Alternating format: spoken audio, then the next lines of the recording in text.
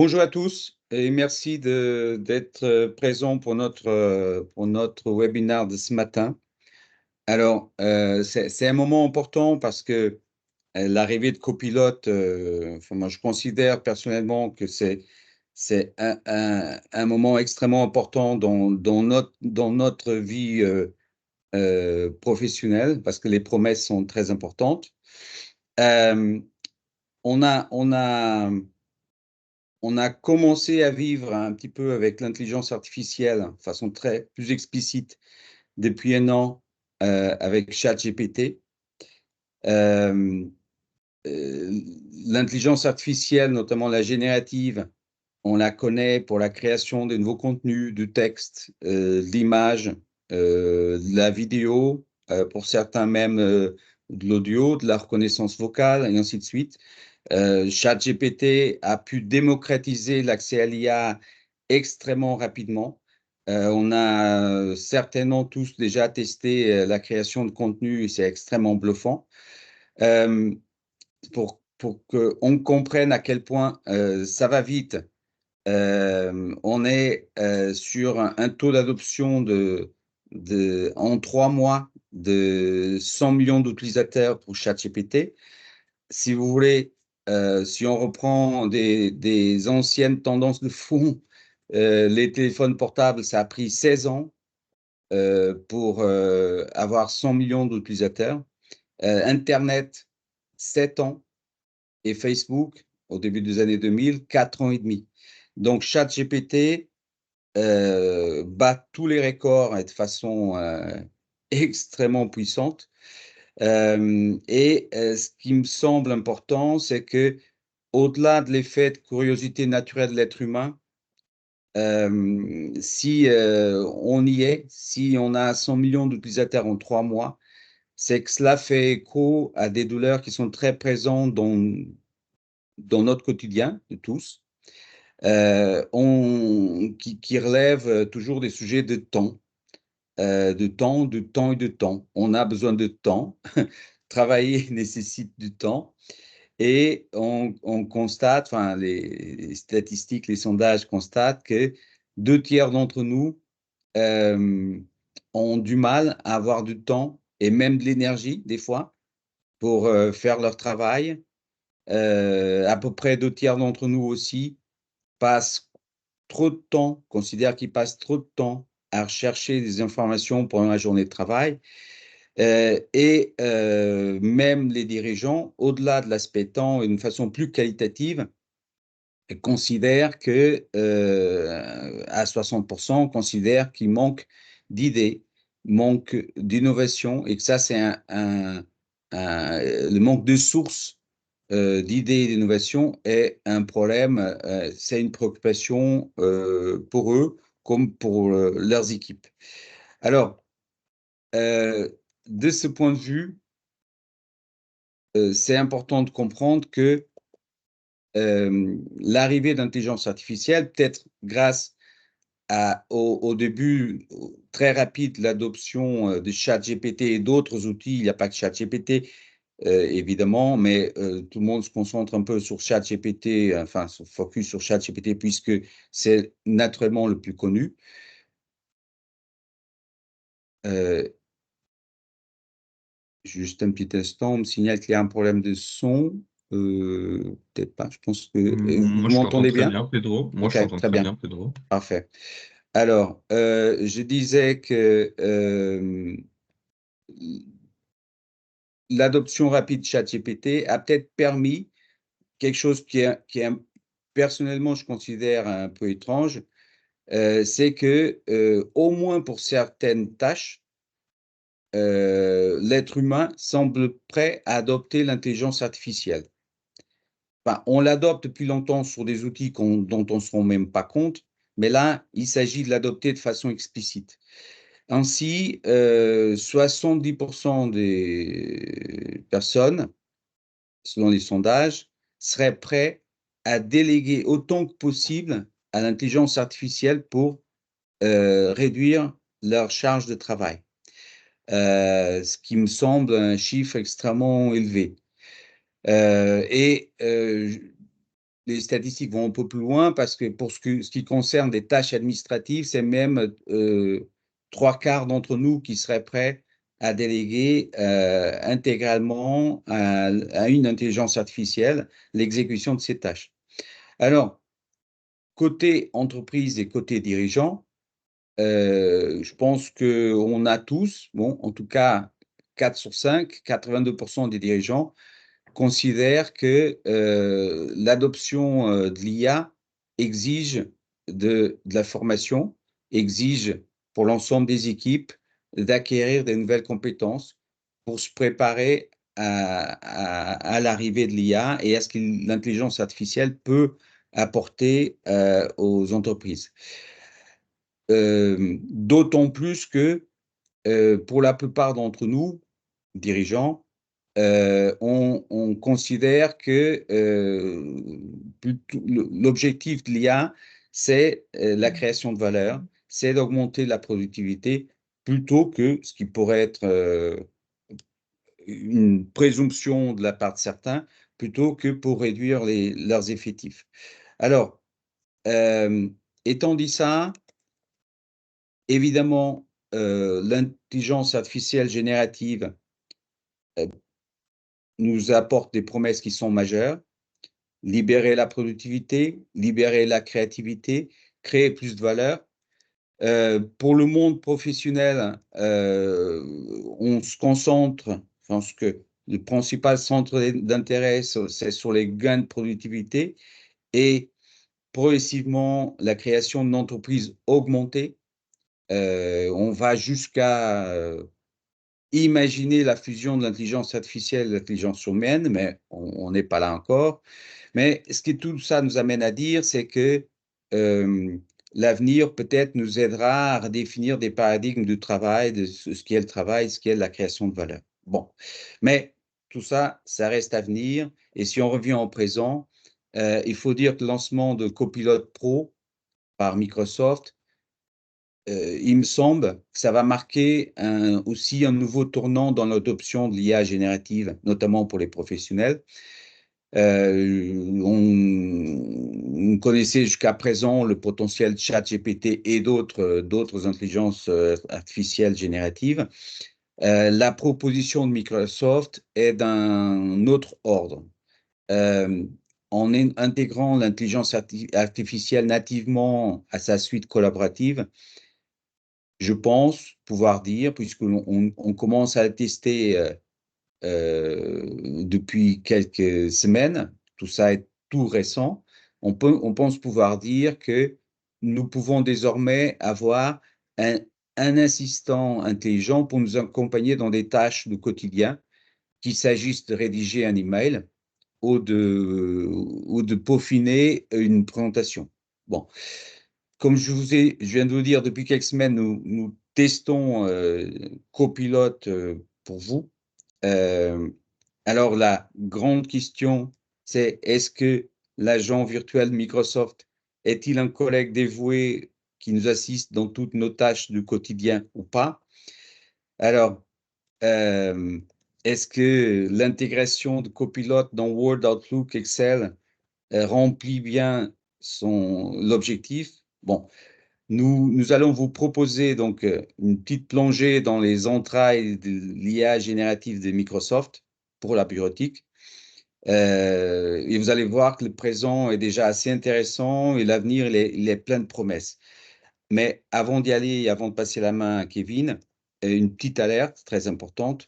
Il faut comprendre que Copilot va chercher des réponses partout où il trouve de la donnée en interne. Enfin, vous pouvez l'utiliser uniquement sur Internet, mais l'intérêt de Copilot pour les entreprises, c'est de pouvoir utiliser la donnée interne en toute confidentialité par rapport à des entités externes. Le problème, c'est que quand il va chercher ces données, Copilot va le chercher sur vos SharePoint, donc tous vos groupes de travail, sur OneDrive, sur les Teams et tous les groupes de travail associés à Teams, de tout le monde.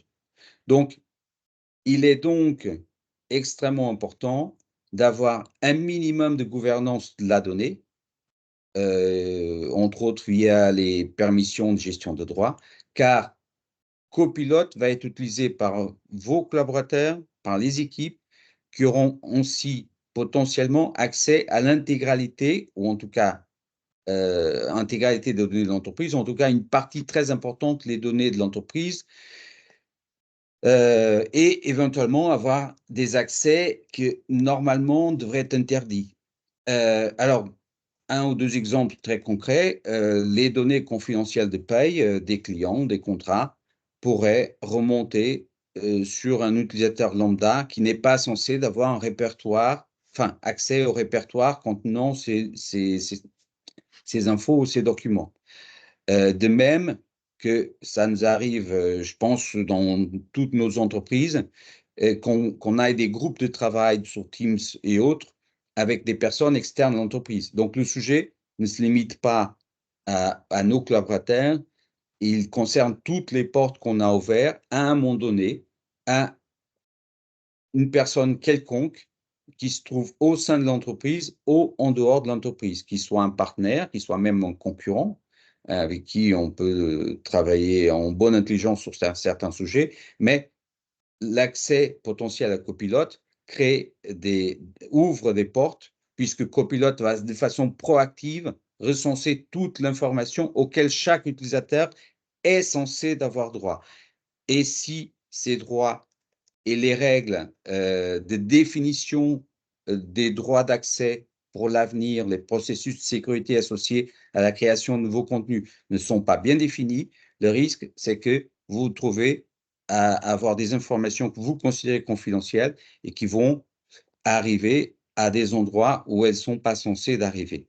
Euh, Sachez que nous sommes là pour vous accompagner sur Copilote en général, mais nous sommes là aussi pour vous accompagner sur les aspects de sécurité associés à Copilote.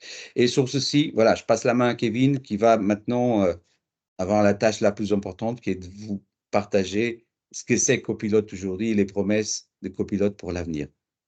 Oui, merci Pedro pour cette introduction. Alors, je vais prendre le relais, je vais vous présenter donc Copilote de façon un petit peu plus précise avec des cas concrets, des cas d'usage sur différents types de collaborateurs. Donc, comme l'a dit Pedro en introduction, c'est un copilote, ce n'est pas un autopilote qui va vous faire tout le travail, c'est vraiment un assistant qui va vous permettre d'avancer plus vite dans vos tâches administratives, commerciales, etc. De plusieurs façons. Donc Copilot va se baser sur quoi? Il va se baser sur des modèles de langage, le graphe qui est en fait votre profil utilisateur au sein de l'environnement Microsoft Cloud et vos données, et les applications Microsoft derrière, donc Word, Excel, etc. Donc en fait, le graphe, ce qu'il faut savoir, c'est que c'est votre façon de rédiger des mails, des documents Word, d'analyser, etc. L'intelligence artificielle va s'imprégner de ce graphe et c'est comme ça que l'intelligence artificielle pourra répondre à vos attentes et vos besoins de façon plus précise au fur et à mesure que vous l'utiliserez. Donc il y a tout de même un temps d'adaptation de l'IA. Nous, ça fait à peu près un mois qu'on le teste et au bout d'un mois, on voit déjà des changements. Il répond vraiment de la façon dont on attend le plus, etc. Si vous avez pu tester Bing Chat ou ChatGPT de façon gratuite, vous voyez que parfois les réponses sont pas forcément celles attendues ou la formulation est à retravailler. Et ben, plus vous allez utiliser ce copilote, plus le graphe va s'imprégner de vous et permettra d'avoir des réponses vraiment plus précises. Voilà au sein des applications copilotes à ce jour. Donc, on en aura 8 et on va voir ensuite en détail quelles sont les fonctionnalités qui sont disponibles à ce jour, puisque c'est évolutif. Je vais vous le montrer juste après. Donc, on aura Teams, bien évidemment, Outlook, Word, PowerPoint, Excel, OneNote et Loop, donc des applications que vous connaissez. Et donc, au point de vue du contenu et des fonctionnalités, euh, là, je vais vous donner un exemple. Vous voyez, on a fait la presse il y a quelques jours, la semaine dernière. C'était encore en version web pour, par exemple, PowerPoint. Et aujourd'hui, PowerPoint a été aussi intégré dans l'applicatif. Donc, ça évolue vraiment rapidement. Microsoft l'a lancé parce que c'était très attendu, mais ça va évoluer de jour en jour. Donc, des fonctionnalités arriveront au fur et à mesure. Mais au point de vue fonctionnalité, Teams c'est sur l'applicatif, PowerPoint aussi, Outlook, Word c'est en version web et très prochainement en version applicatif aussi. Et Loop, de toute façon, c'est en version web. Voilà. Et vous avez le récapitulatif ici des fonctionnalités. Comme je vous l'ai dit, ça va toucher plusieurs collaborateurs en fonction des types de métiers. Donc, ça va libérer de la productivité, de la créativité et plus de valeur au sein de chaque type de métier au sein de votre entreprise. On va revoir un petit peu des cas d'usage de chaque environnement pour vous donner une idée de ce que ça peut vous apporter au quotidien. On va commencer par les ressources humaines, pardon. 3 personnes sur 4 seraient à l'aise. C'est des chiffres que sortent Microsoft pour utiliser l'IA. Je vais vous montrer pourquoi. Aujourd'hui, dans la ressource humaine, vous voulez rédiger une fiche de poste. Et bien justement, Copilot va vous aider à rédiger un document depuis un document vierge, juste une requête que vous allez lancer, donc une description de poste avec vraiment les principales recherches que vous souhaitez, un rôle de concepteur d'animateur senior, liste des responsabilités et de l'équipe de conception, etc.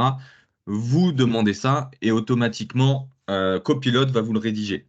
Donc ça va vous faire gagner du temps et même si la rédaction ne vous plaît pas, vous pouvez derrière lui redemander merci de retravailler ça d'une façon plus synthétique, modifier telle ou telle phrase et il va vous le faire. En fait, c'est vraiment un gain de temps et puis que comme je vous l'ai dit, il va s'inspirer de votre graphe, de votre base de données. À la fin, tout ce que vous allez lui demander de rédiger sera comme si c'était vous qui l'avez fait puisqu'il est imprégné de votre profil. Pareil pour les notes d'entrevue. Il se peut que quand vous soyez en entretien, etc., il y ait des points que vous avez oublié de noter, que vous avez oublié. Et ben, si vous le faites via Teams, pendant la réunion, il y aura une transcription, il y aura une prise de notes faite de la part de copilote. Et derrière, il y aura aussi un résumé avec les points importants, etc. Donc en fait, vous allez pouvoir être plus à l'aise pendant l'entretien et pouvoir vous concentrer sur le collaborateur que vous avez en face, puisque Copilot va faire une prise de notes. Ensuite, pareil, sur la rédaction de l'offre, après l'embauche, etc., vous pouvez faire une lettre d'offre d'emploi à la personne pour lui remettre en fait tous les avantages sociaux, la fiche de poste, etc. Ça, c'est pareil. Ça pourra vous aider dedans. Donc c'est vraiment, là on a pris des tâches assez classiques, mais ça peut vraiment aller plus loin au fur et à mesure que les fonctionnalités vont avancer et vous pourrez toujours l'adapter à vos besoins en tant que collaborateur. Mais là, c'est des très bons exemples qui peuvent vous faire montrer le gain de temps de copilote. Ensuite, on va passer sur la partie vente. Donc pareil, 86% des personnes là, c'est plus dans la recherche de la bonne information, notamment chez Microsoft. Hein, on sait que le licensing est assez compliqué, on est toujours à la recherche d'informations. Et bien là, Copilot peut vous aider dedans pour aller plus vite. Donc, détecter de nouveaux prospects. Euh, Hier, par exemple, la collaboratrice a reçu plus de 50 mails et elle souhaite prioriser des prospects, par exemple par type de produit, par potentiel, etc. Tout ça, ça va pouvoir être filtré via Copilot. Donc, comme on l'a dit tout à l'heure, on faisait par rapport à Word ou Teams. Là, on peut faire par Outlook. Copilot va vous aider dans vos mails. Vous pouvez lui demander une requête, comme l'a indiqué ici dans ce cas concret, je veux les mails des nouveaux expéditeurs. Donc, c'est-à-dire vraiment des prospects qui ont totalement été inconnus de sa base de données, de sa boîte mail. Voilà. Ensuite, on peut se préparer pour chaque pitch. Donc là, on va interagir avec Teams, PowerPoint, Excel. Donc, on peut faire un récapitulatif des recommandes pour le pitch client. Donc, on identifie la demande client et Microsoft Copilot va pouvoir ensuite vous faire un petit résumé de ses attentes, un pitch en conséquence et même derrière une présentation qui va être adaptée à ce que le client a demandé. Donc, par exemple, mettre à jour la présentation du produit pour le client Fabricam, etc. Tout ça, Copilot va vous assister dedans.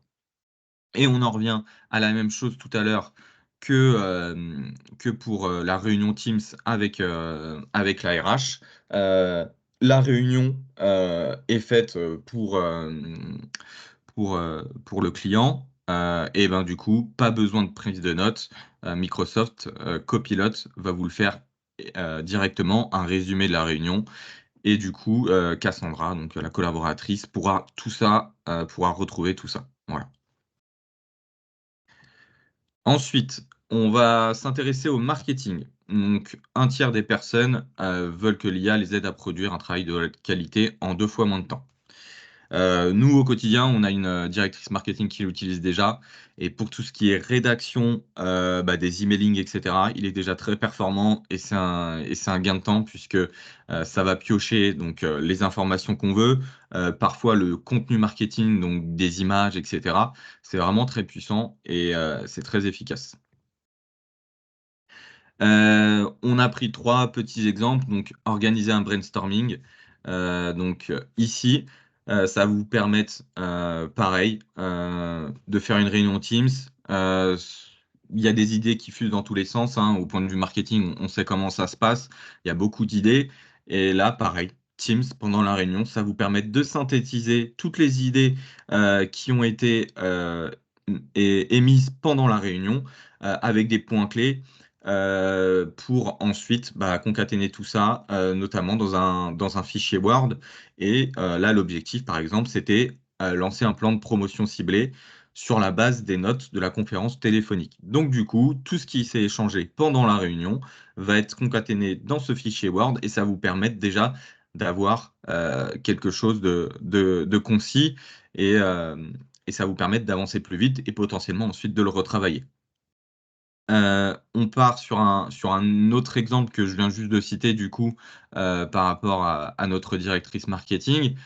Effectivement, Copilot va pouvoir vous générer des slogans pour les promotions. Vous faites une campagne d'emailing, vous avez besoin d'un titre d'email assez accrocheur pour pas que ça finisse aux oubliettes quand tous vos clients vont recevoir le mail parce que l'email n'est pas assez accrocheur, on croit que c'est un spam, etc. C'est pareil. Microsoft Copilot va pouvoir vous aider là-dedans. Ensuite, comme on a eu l'exemple tout à l'heure pour la présentation d'un commercial à un client, pareil, Copilot va pouvoir vous aider à créer du diapositif à partir du profil du client, des plans de promotion et des slogans que vous voulez. Ensuite, envoi en quelques secondes. Donc pareil, on peut toujours, on peut utiliser des outils de marketing pour rédiger des mails, pour faire des campagnes d'emailing, etc. Euh, Pareil, vous dites en 5 phrases, merci de me résumer une phrase d'accroche, pardon, un titre d'accroche et un contenu très concis pour donner envie à mes clients d'accéder et de se connecter au webinar Copilot. Pareil, il va vous faire ça en 5 phrases et automatiquement, ça va rédiger un court mail avec le bref de la campagne qui est lié. Et du coup, ça sera plus accrocheur pour les gens qui vont lire le mail. On va pas avoir un mail qui contient 10 phrases, qui est trop long, trop d'informations. On va à l'essentiel et c'est plus accrocheur. Voilà. Ensuite, pour la finance, un cas qui peut être assez touchy au sein des entreprises, puisque on sait tout ce qui touche aux chiffres, etc. Ça peut être un petit peu mal vu de mettre ça avec l'IA, mais c'est 79% des personnes ont des tâches sur lesquelles ils seraient à l'aise avec l'utilisation, donc notamment pour le travail analytique, qui ferait gagner beaucoup de temps. Bien évidemment, derrière, on repasse un coup sur le travail qui a été fait par Copilot. Mais moi, j'ai un exemple, j'ai un ami qui travaille dans la finance. Tous ces tableaux, on va dire, basiques, qui sont vraiment récurrents toutes les semaines, tous les mois, il les fait vérifier par l'IA. Et derrière, il repasse dessus. En 5 minutes, ça lui fait un gain de temps incroyable. Donc du coup, voilà, on en revient à ça. analyser les résultats, donc examiner par exemple l'historique des performances du produit au cours des 3 dernières années. Là, on est par exemple dans le domaine de la vente. Je dis n'importe quoi, on est dans la vente de vêtements. Eh bien, on veut, d'après un tableau de nos ventes, je veux savoir quels sont les 3 produits ou le produit qui a connu les meilleures performances au cours des 3 dernières années, au cours des 3 derniers mois, etc. C'est vraiment instantané. Ça vous évite, pour ceux, on en connaît beaucoup qui sont pas trop à l'aise avec les formules Excel, etc. Eh ben, Copilot va vous aider là-dedans. Il va vous sortir ça en quelques secondes. Derrière, effectivement, s'il y a des chiffres qui vous alertent, vous allez pouvoir revérifier ça. Mais ça vous permet vraiment d'avoir ça en quelques secondes, un graphe, et visualiser ça tout de suite. Ensuite, pareil, on peut résumer les tendances. Donc du coup, ça permet d'analyser. Là, l'exemple qu'on a pris, c'est que les ventes ont bondi après qu'un rabais ait été offert. Donc du coup, ça va permettre aussi de comprendre telle ou telle évolution, d'où elle vient. Donc c'est vraiment un outil qui va être poussé, là on parle par rapport à Excel, qui vous fait les analyses et qui va vous permettre aussi de vous rendre compte parfois des choses sur lesquelles vous étiez passé à côté. Euh, et derrière, on peut l'associer aussi à Loop. Loop, qui est une applicatif de gestion de projet qui est sorti il n'y a pas longtemps, en novembre, qui est en concurrence avec Notion. Je ne sais pas si vous connaissez. Et ben du coup, en fait, Loop va être intégré à un peu tous les applicatifs. Et derrière, vous allez pouvoir rédiger des notes qui vont être visibles sur les applicatifs Excel, Outlook, Teams, etc. et sur lequel tout le monde va interagir. En fait, ce sont des notes pour la gestion de projet qui sont totalement interactives. Et du coup, elles seront visibles et Copilot peut rédiger des notes aussi dans Loop. Voilà.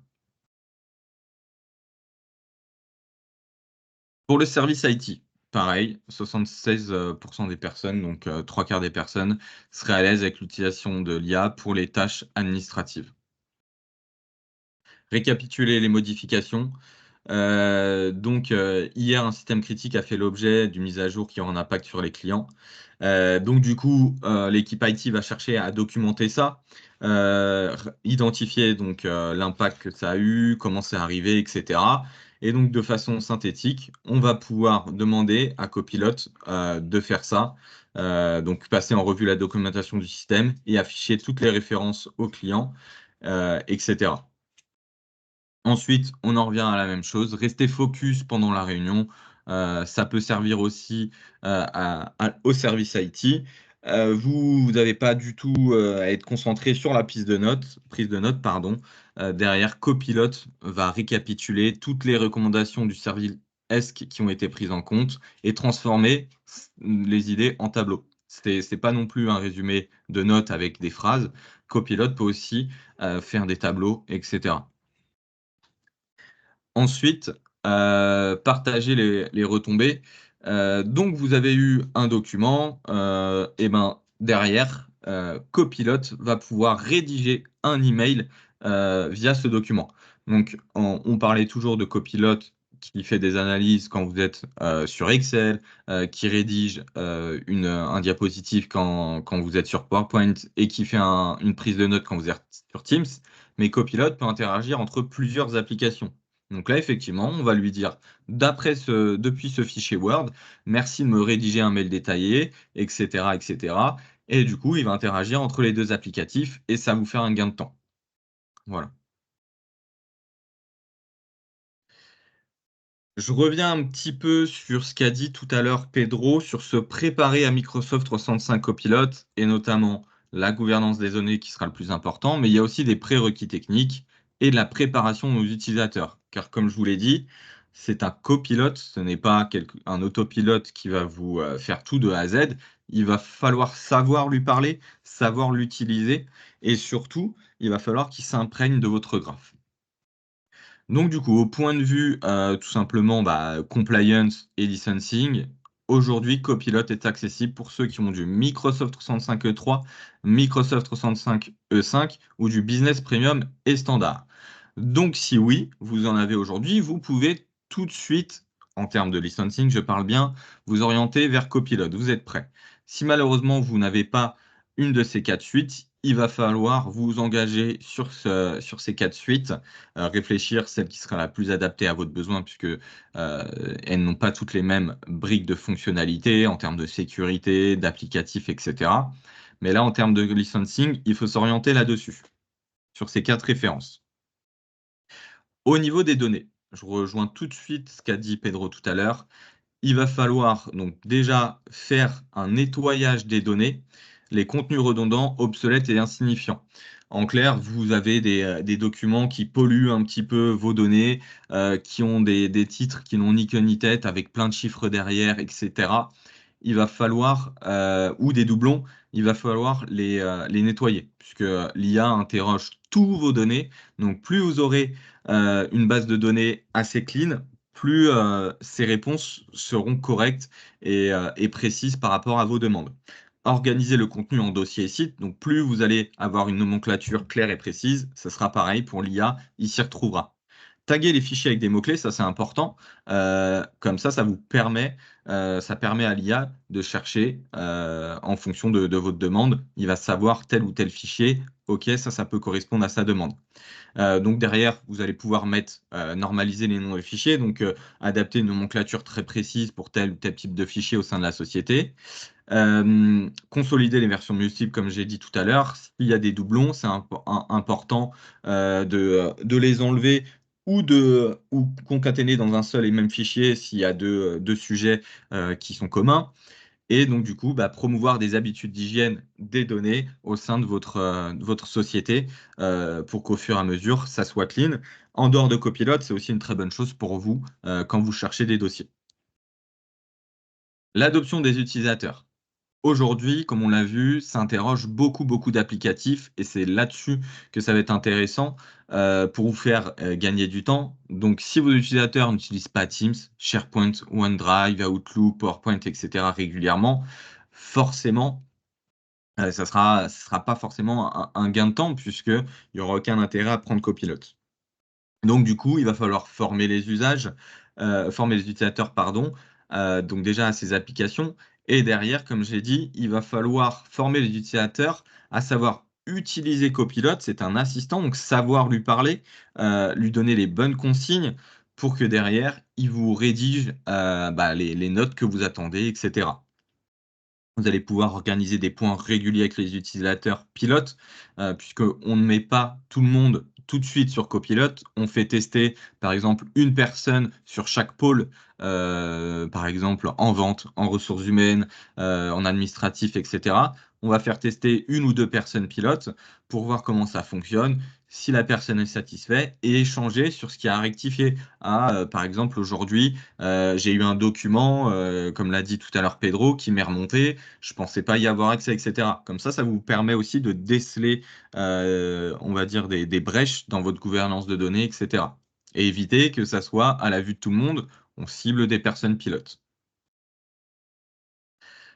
Aujourd'hui, en termes de tarification, donc de toute façon, c'est accessible sur le site directement Microsoft. C'est disponible depuis, donc pour les clients seulement Enterprise, donc les gros comptes en accord entreprise, c'était disponible en novembre 2023. Et pour tout client dans le cadre du contrat CSP, c'est disponible depuis janvier 2024, il me semble, le 16 janvier. Donc c'est sorti, c'est en tarification annuelle à 326, quelque chose, il me semble quelque chose comme ça, ou 330, je ne sais plus. De toute façon, c'est visible sur le site Microsoft et je vous laisserai vous retourner vers votre partenaire pour plus d'informations. Les licences nécessaires, on l'a vu tout à l'heure, Business Premium et Standard et E3 ou E5. Et Bing Chat Enterprise, si jamais vous testez déjà, il n'y a pas de surcoût et c'est disponible par contre aussi avec les standards Premium E3 et E5. Euh, Ensuite, je laisse la parole à Pedro pour conclure et éventuellement s'il y a des questions. Merci Kevin.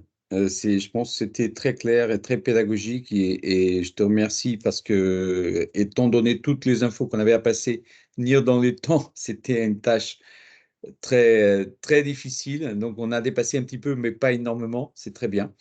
Alors, l'agent virtuel de Microsoft est-il le collègue dévoué qui nous assiste dans toutes les tâches du quotidien? Moi, je peux vous dire, en ayant l'utilisé depuis quelques semaines, je dirais que ça commence à l'être et que l'avenir est très prometteur. La feuille de route des évolutions technologiques ainsi que des cas d'usage sont très importants sur les mois à venir. Les promesses sont majeures, libérer la productivité, libérer la créativité, créer plus de valeur. Mais vous avez compris, attention à la sécurité des données. Ça, on le répétera jamais assez. J'espère que cette présentation vous a été utile et qu'elle vous donne envie de tester Copilot. Donc, passons aux questions, si vous en avez. Voilà. Hop. Il y a une Ouais. première question sur Ouais, je vais me mettre comme ça, le je vais chat tout voir concernant la sécurité des données. Est-ce comme ça. que toutes les données contenues dans l'espace du tenant circulent uniquement chez Microsoft?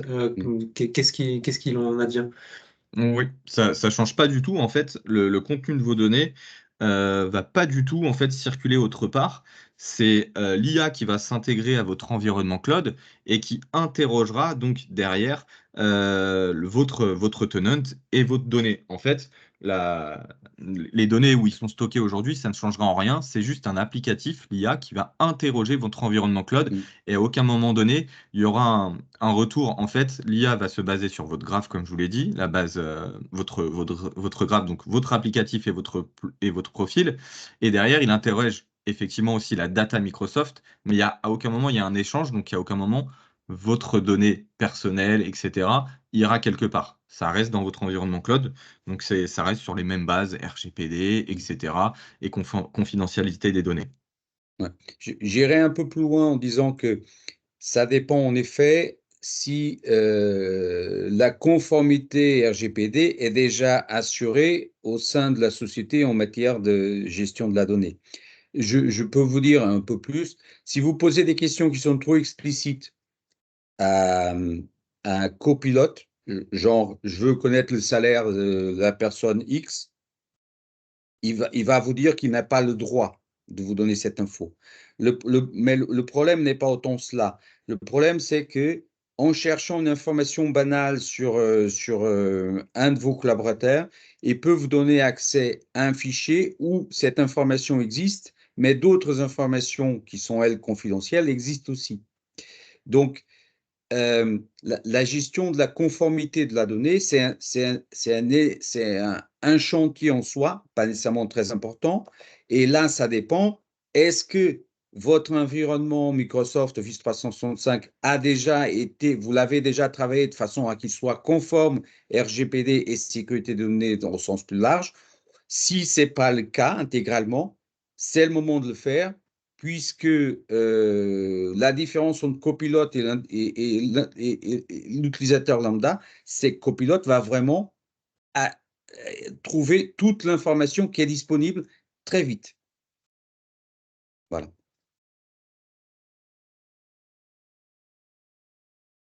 Il y avait d'autres questions, Kevin, surtout concernant le licensing. Est-ce qu'au final, Microsoft Copilot est intégré dans la suite Microsoft 365 E3 sans surcoût ou est-ce la base pour pouvoir adosser le add-on Copilot? Non, c'est la base. En fait, la base, c'est les quatre références, donc M365, E3 ou E5, ou Business Standard et Premium. C'est la base pour l'avoir.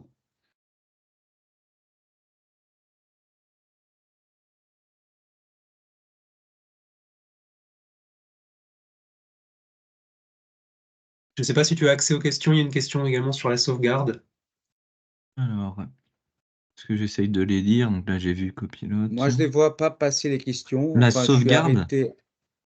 je vois celle que tu m'as dit, la sécurité des données, utiliser les données contenues dans les espaces du tenant, etc. Donc, transit ailleurs que chez Microsoft, on vient d'y répondre, donc celle-ci, je l'ai vue. Mais je ne vois pas celle que tu me Alors, la parles. question, c'est de mon côté, je fais une sauvegarde presque générale de mes données dans OneDrive. Tous ces éléments sont bien en partage privé. Est-ce que Copilot peut aller tout de même aller chercher ces infos dans les éléments? Alors, pour ton profil utilisateur à toi, oui, puisque tu interroges Copilot qui a accès à tes données. Mais une personne, un autre collaborateur de la société qui interroge Copilot, à aucun moment ça va puiser dans ton OneDrive personnel à toi. Mm. OneDrive, c'est un stockage. Alors, il faut bien dissocier, je ne sais pas si la différence est faite pour tout le monde. SharePoint, c'est du travail collaboratif. Et donc, du coup, c'est un stockage commun à tout l'environnement cloud de votre société. OneDrive, c'est un stockage personnel. Donc, à aucun moment donné, un collaborateur X pourra aller voir le OneDrive d'un autre collaborateur au sein de la société, même s'il interroge Copilot. OneDrive, c'est du personnel. Donc, à aucun moment, Copilot interrogera ça. Le point sur lequel on axe depuis tout à l'heure avec Pedro, c'est sur la gouvernance des données SharePoint, puisque c'est du stockage commun. S'il n'y a pas de gouvernance de données et des droits mis sur ces dossiers, effectivement, Copilot va pouvoir interroger les fichiers qui sont accessibles à tous si vous n'avez pas vu une règle. OneDrive, non, c'est pas concerné par ça, puisque c'est du stockage personnel. Juste une question, Kevin, je pose moi-même la question, parce que n'étant pas un expert dans ces sujets, je pense qu'on peut aussi partager des dossiers OneDrive avec d'autres, sauf erreur, Via des mais liens. C'est via des il liens faut, uniquement. enfin, ça c'est une action explicite là, de chacun de partager des Exactement. données. Voilà, donc Exactement. si vous avez un historique de partage de dossiers au sein de OneDrive, il faut revoir cet historique. De même que si vous faites beaucoup de réunions et vous créez beaucoup de OneNote qui sont partagés au sein de ces réunions, et à un moment donné, vous partagez avec quelqu'un d'externe aux utilisateurs habituels dans cette réunion un lien d'accès. Ce lien d'accès, il peut être partagé avec d'autres personnes et donc potentiellement, vos données peuvent être visibles par des gens que n'étaient pas censés de les voir. Mais ça, c'est même pas l'IA, ça existe déjà aujourd'hui. Voilà, même avant l'arrivée de Copilot.